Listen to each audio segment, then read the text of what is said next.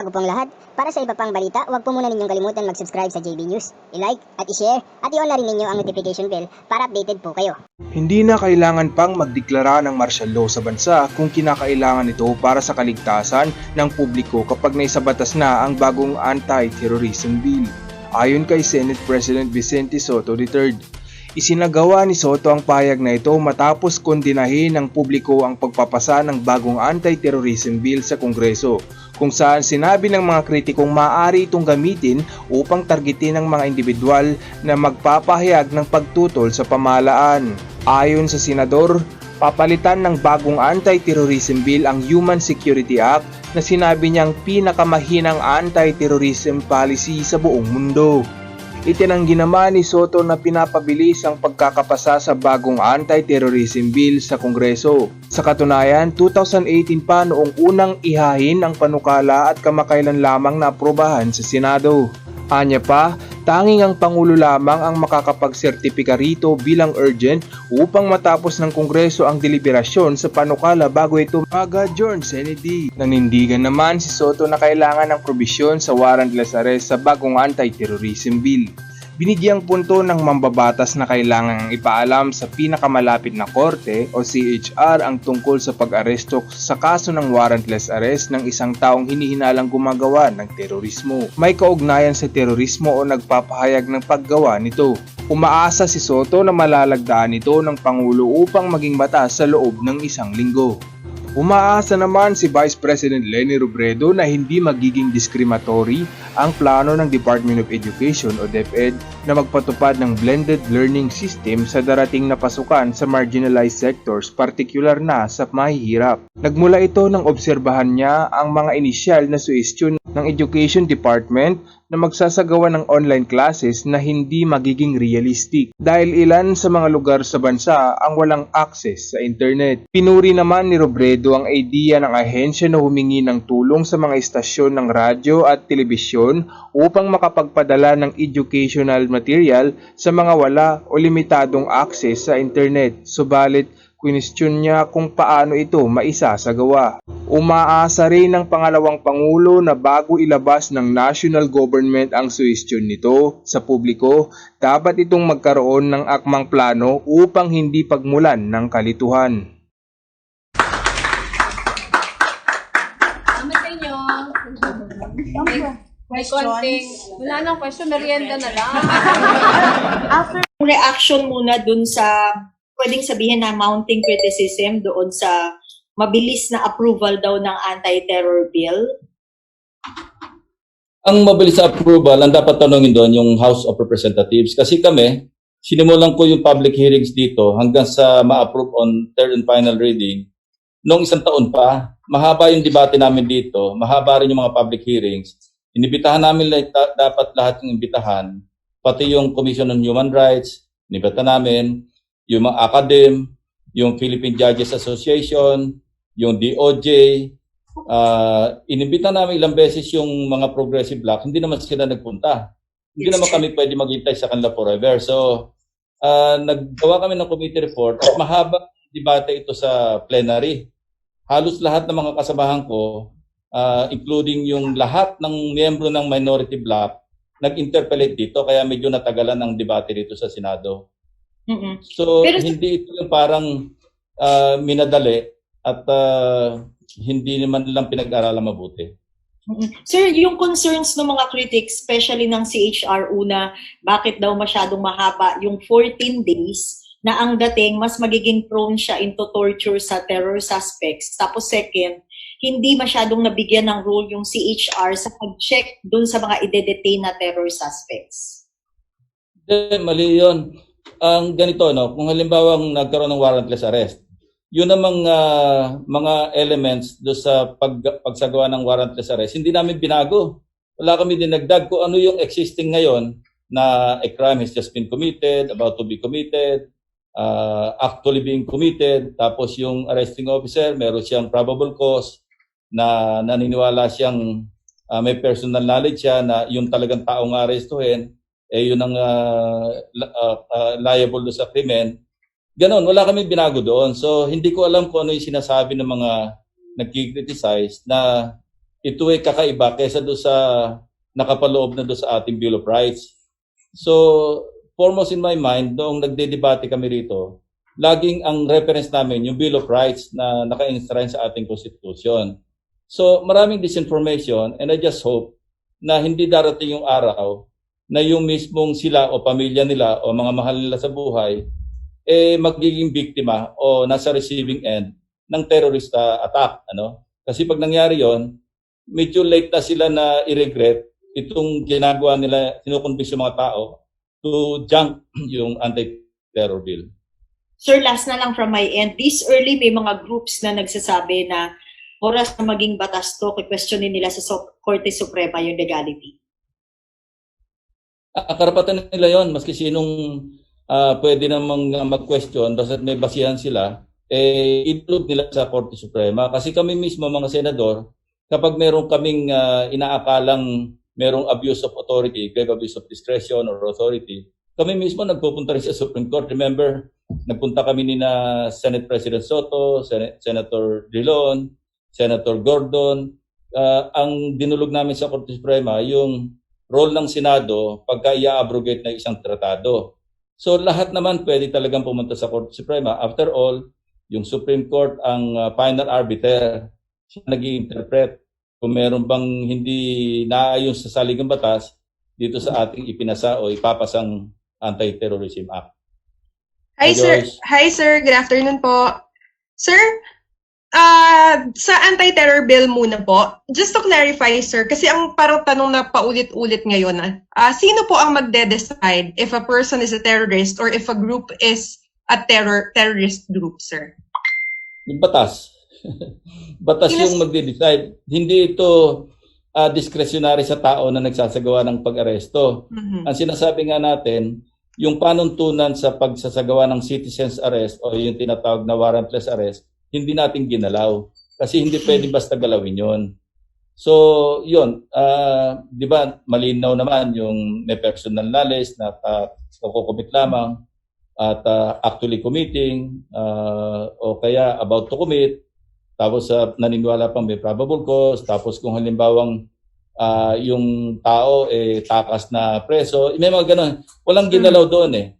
So ang magde-determine doon, bandang huli korte, no? Kung ang tao, yung isang pinupuno nila, yung mahabang period of detention na walang formal charges. Okay? Ang inadapt natin, yung pinakamaigsi, no? Kasi kinumpara natin yung iba't ibang bansa na pwede magdetain ng inarestong suspected terrorist nang walang formal charges. Halimbawa, yung Indonesia, ang Indonesia mahaba, 21 days eh. Tapos pwede pa mag-extend. Yung Singapore, 720 days, pwedeng indefinite. Yung Malaysia, 59 days, pwede pa rin i-extend. Ang inadapt na lang natin, yung pinakamababa na period na yung sa Australia, saka yung sa Sri Lanka. So, tayo yung pinakamabait. Actually, kung sa period of detention, ang pag-uusapan. Ngayon, kung may inaresto, ang law enforcement, halimbawa, ang safeguards na inilagay pa natin dito, unang-una, kailangan impormahan ng arresting officer ang pinakamalapit na RTC judge. No? Kailangan impormahan ng arresting officer yung CHR. Kailangan impormahan ng, of course, yung lawyer, yung visitation. Tapos, lahat ng safeguards nilagay na natin dito. Kasi nga, noong dinideliberate namin ito, halos lahat ng mga kasamahan ko, especially yung sa minority block namin, nag-interpellate at nag-introduce ng amendments. Kasama na rito yung mga bumoto ng no. Si Senator Risa, ang dami niyang amendments. Senator Kiko, ang dami niyang amendments. Pagkatapos, bumoto ng no. Pero okay lang yon. That's part of yung democracy dito sa Senado. So, yun. Walang dapat ipangamba kasi ang aim naman talaga nitong Anti-Terrorism Act of 2020 is to secure the state and protect the people from terrorist acts. Kasi gusto ba natin na ang sinasabi, bakit yung timing? Meron pandemic. Yung terrorism, wala namang kinikilala itong timing. Wala namang kinikilala itong boundaries. Hindi ba? Dahil pwedeng ngayong araw na mismong ito, mamaya konti, merong terrorist act na activities na mangyari, pwedeng bukas, pwedeng sa isang linggo, pwedeng sa isang buwan. So wag nating gawing issue yung wrong timing kasi mga terorista walang kinikilala ng timing. Sir, ang marami po kasing nagsasabi na maganda po yung intent ng law. The intention is there and may safeguards. Now, the problem is, baka daw po, pag in-implement na, hindi po ma-implement ng maayos. I think this is where the mistrust in the to the government enters, sir. Baka daw po, misinterpret ng mga mag-i-implement. Kaya tinatanong ko rin po kanina kung sino yung mag-i-implement at mag-identify sino yung mga terorista. Tinaasa natin yung parusa do sa mga violation. Halimbawa, yung sa wiretapping, tinaasa natin lahat yung parusa eh. Parang in-standard na natin ngayon sa 10 years ang penalty.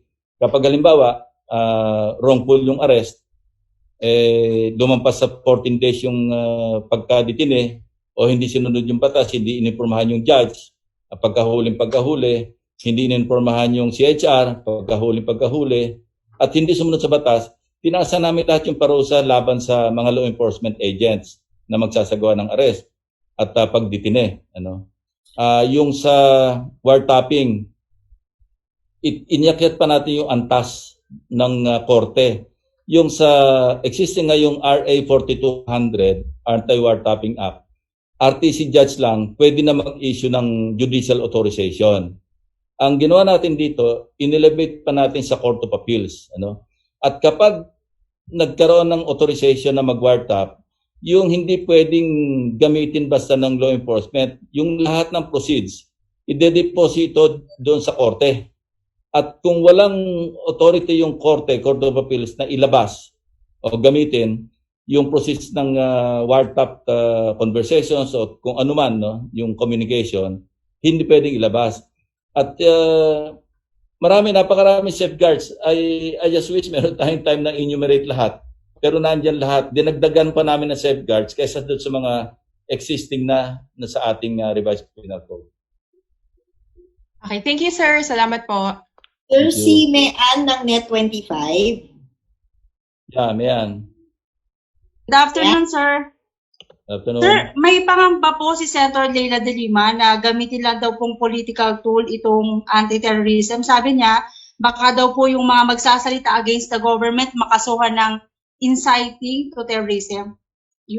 Maliwanag, Mian, salamat. Maliwanag sa definisyon ng terrorism, in-emphasize pa namin na hindi kasali rito yung mga voices of dissent, pati yung sa strike, mga labor strike, pinwera namin dito, pati yung assembly, o maski murahin nila na murahin ang presidente, hindi masasaklaw nito. Kasi ibang kaso harapin nila doon, pwedeng libel o slander, pero hindi masasaklaw yung legitimate exercise ng dissent at saka pagprotesta laban sa ating duly constituted authorities. So, mali Sir, yung, isa pa po, kasi marami nagpapakalat ng disinformation na dapat maging maingat ang publiko. Kasi ito naman, kaya naman ipinasa ito para sa kanila, para sa atin lahat. Gusto ba natin na yung mga miyembro ng pamilya natin, mga mahal natin sa buhay, isang araw namamasyal lamang sa luneta o namamasyal sa labas ng bahay, bigla masasabugan ng bomba? Ayaw natin mangyari yon. So, talagang nararapat lang na ating amyendahan o i-repeal.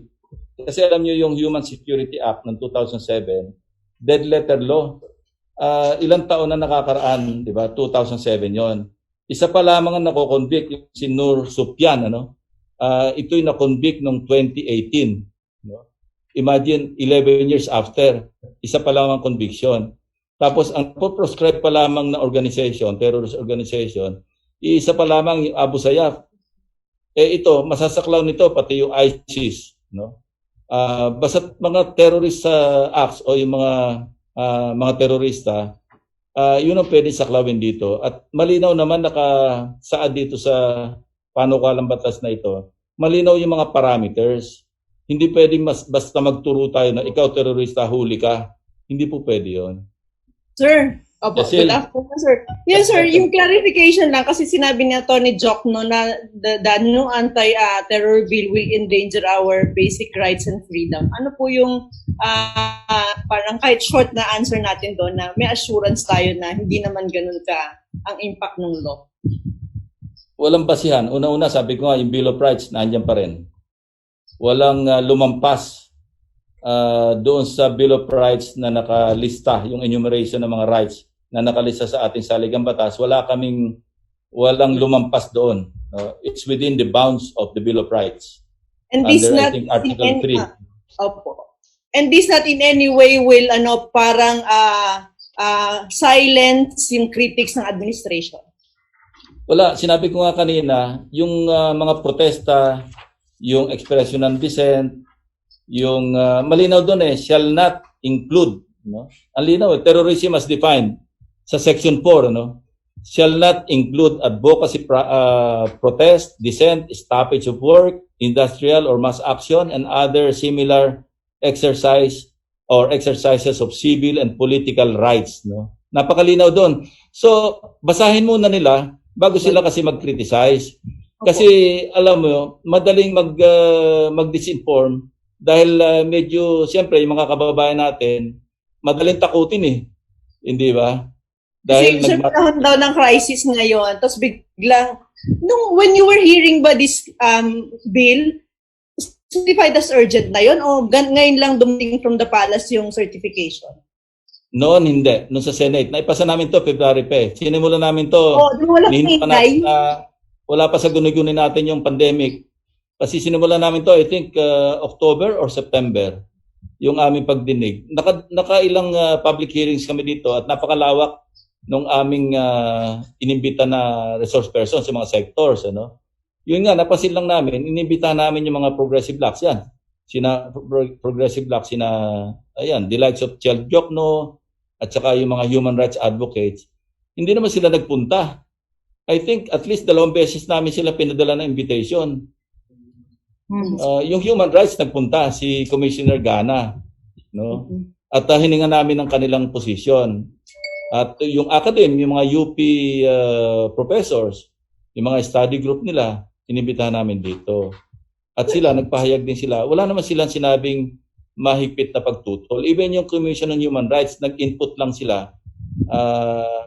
Kaya nga, naisip namin na yung sa pag-aresto at iditine ng 14 days, reglementary period, ang isa sa mga unang pasasabihan yung Commission on Human Rights. Saan ka naman nakakita ng batas sa Pilipinas na pagka-aresto ng isang tao, tatawagan mo yung Commission on Human Rights, hoy, si HR, may hinuli kami dito, si Pedro de la Cruz, nandito sa lugar na ito. Hindi lang yon, pati yung huwes.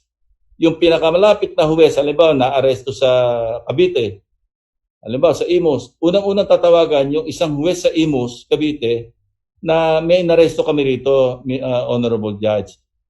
Ano to, initiative pa ito ng law enforcement na nag-aresto para mag-inform. At kung hindi mai-inform, may karampatang parusa. So, ito yung sinasabi natin na dinagdagan nating sobra ang mga safeguards. Kaya walang basihan yung pananakot na ginagawa naman nagkikriticize to the point of resorting to disinformation. Ang masasuggest ko lang, public document naman ito, especially pagka-enrolled bill na at mapirmahan ng Pangulo, basahin muna nilang mabuti, section by section, yung mga provision para maunawaan ng ating mga kababayan. Sir, okay ka na, Cecil. Sir, kaklaruhin ko lang, sir. Sir, yun pang certification ng Malacanang as urgent, yun yung Sir, yung certification ba ng Malacanang as urgent, yun na yung ginamit na basihan ng House para i-adapt na lang yung version ng Senate? Hindi ganon. Nakita nila na maganda yung version ng Senate kasi talagang malawak yung aming pag-aaral at pagkukonsulta na ginawa dito. Ginawa nila yung kumuha sila ng certification of urgent kasi gahol sa oras. Mag-adjourn kami today. Naipasa nila ito on second reading kahapon o nung isang araw. So, kailangan nila ng 3 araw bago maipasa on third reading. So, nagbigay ng certification ang palasyo. Siguro, ang nakiusap na rin yung ating mga security cluster, ano? NSA, yung DND, para masertipikahan, para maipasa na nga. At bago mag-adjourn, baka sakaling ngayon, magiging enrolled bill ito, mapirmahan na agad ng Pangulo. Okay ka na, Cecil? Sir, kaklaruhin ko lang, yung sinasabi ba ng CHR, kasi di ba Thank you, sir. Thank you. Thank you. Sige, Cecil. Thank you. Kasi sir, di ba magre-report pag halimbawang may inaresto? Meron bang power, may authority ba ang CHR na from time to time silipin yung terror suspect while under detention? Dun sa, during 14 days? Yun. Nasa provision yon. Kaya nga, sasabihan pa nga sila eh. The moment na may maaresto, sasabihan kagad ang CHR na oy, puntahan nyo rito kung gusto nyo kasi may inaresto kami dito sa ganitong lugar. Andun yun, ang role ng human rights. Pero sir, wala daw penal provision. Parang yung pag nag-fail lang yung authorities na mag-report sa court, dun lang daw paparusahan yung authorities. Lahat ng violation may penal provision. Mali yan. Mali yung mga disinformation. Siyan. Opo. Huwag natin paniwalaan lahat yung sinasabi nila kasi para lang magkaroon ng bandwagon, kinikriticize nila ng mali na yung sinasabi nila. So basta't may violation dito ang law enforcement, may karampatang parusa. Sir, ano ang end goal? Bakit tingin nyo nagkakaroon ng massive disinformation campaign, sabi nyo nga? Unang-una, dapat nagpahayag sila ng kanilang mga saloobin nung nagpa-public hearing kami. Ang haba nun eh. Iniimbita namin sila, ayaw nila magpunta. Dapat doon, para marinig yung kanilang side, magpahayag sila. Total, public hearing naman yon.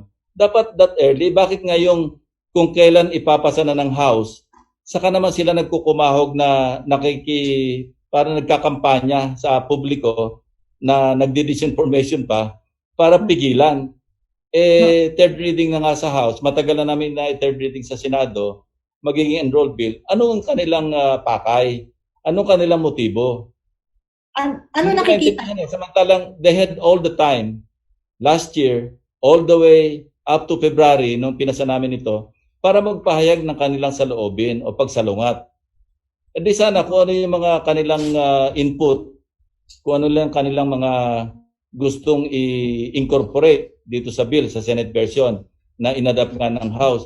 Sana pinasok nila rito at nandiyan naman yung kanilang mga representante. Si Senator Risa, ang dami niyang pinasok na amendment. Siya nga nagpasok na amendment na isama yung human rights na maimpormahan. At tinanggap ko yon. Very generous nga ako, very accommodating ako bilang sponsor sa pagtanggap ng kanilang mga proposed amendments. So bakit hanggang ngayon, tuligsa sila ng tuligsa, no? Ngayong may papasa na, samantalang no, mayroong panahon na pwede nila i-express yung kanilang position, yung kanilang opinion, dapat no sila nagsagawa ng kanilang mga position paper. At yun naman, tinatanggap naman namin hindi naman namin dinidisregard eh. Sir, may nakikita kayong motive behind this belated reaction? Yung Ito, siguro medyo stretch itong aking iniisip na motibo. Mayroong pending proscription na kaso sa Manila RTC against the New People's Army.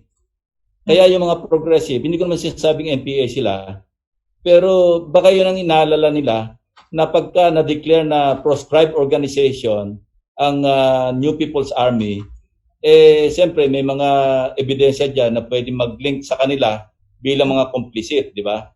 Yun ang palagay ko inaalala nila. Huwag sila mag-alala kasi basta hindi sila terorista, dapat tahimik ang buhay nila. Pero kung nag-express lang sila ng dissent, ng voice of dissent, at nagsisimpatya sila doon sa, halimbawa sa CPP-NPA, hindi naman sila direktamente o kaya indirectly na tumutulong, nagsusupply ng armas at nakikinabang sa progressive taxation, wala sila dapat ipangamba kung ma-proscribe man yung NPA na terrorist organization. Nauna pa nga yung yung United Nations di ba nakadeklara na yung NPA na terrorist organization. Sa atin, hanggang ngayon nakapending sa korte. At siguro pagkapasa nito, dahil binigyan namin ng parang time frame na dapat sundin bago ma-decide kung hindi ba ipoproscribe o ipoproscribe. I think 6 months yung ibinigay dito. sa judicial branch na i-decide na nila, no, kung dapat pang ma-proscribe o hindi. So, wag na lang sanang mag-resort sa massive disinformation campaign kasi foul yun. Sir, hahabol lang si Joyce tsaka si Ana. Sorry po. Sir, very quickly, yung sinasabi niyo pa, diba, immediately dapat ma-inform yung court and CHR. How quickly is quickly, sir? May oras po ba? Or pwede, baka kasi sabihin nila, quick na for them yung a day after or 2 days after or 3 days after? Nakalagay doon immediately. Pag pagkahuli, dapat tawagan na kagad yung CHR. Tawagan agad yung WES na pinakamalapit. Hindi pwedeng ang immediately, kinabukasan pa. May masamang palak yon pagka kinabukasan pa tumawag. Kailangan pagkahuli, impormahan kagad. At ilan lamang po yan sa mga nakalap naming impormasyon para sa araw na ito. Huwag kalimutang i-like, i-share at mag-subscribe sa aming Liana Vlogs News YouTube channel. Muli, ako si Angelica de los Santos. Magandang araw.